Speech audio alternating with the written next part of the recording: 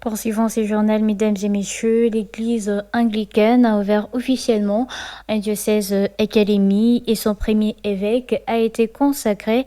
L'événement solennel s'est déroulé dans une ambiance festive devant des centaines de fidèles. C'est dimanche 12 juillet 2025 à la place Main-de-Léo.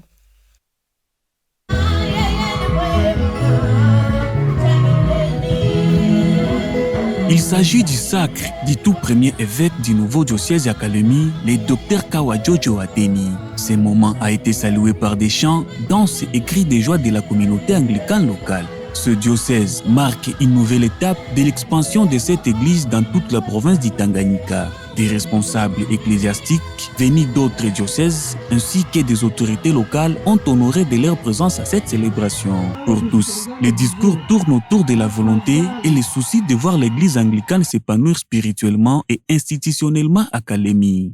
Nous, Monseigneur Bertin Moalesoubi, par divine providence, évêque et représentant légal de l'Église anglicane du Congo, diocèse du Katanga, agissant conformément aux résolutions du synode diocésain ci-haut cité et la constitution provinciale à son article 12, premier alinéa, faisons une rectification solennelle et confirmons la création du diocèse de Kalemi, étant donné que le nouveau diocèse est composé de 4 archidiaconés, notamment Kalemi, Manono, Nyunzu et Kabal.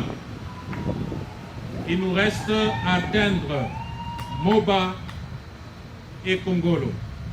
Faisant son serment, le nouvel évêque promet de servir l'église anglicane dans la vérité, diligence et la clarté. Celui-ci veut se montrer un exemple sur les troupeaux du Christ et il appelle les chrétiens à s'engager personnellement avec Jésus-Christ.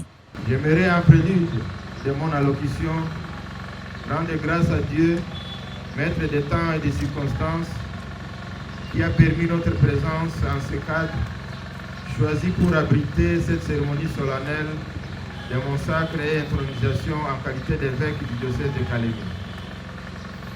Ce jour constitue un accomplissement du plan de Dieu pour ma vie. Il a fallu 22 ans pour vivre la réalité aujourd'hui. La vision que nous avons pour ce diocèse est de faire du diocèse de Kalemi une église florissante et croissante, capable de transformer le monde pour Christ. Ainsi, la foi, l'amour, le service constituent des valeurs. Pour y arriver, quelques priorités vont retenir notre ministère épiscopal.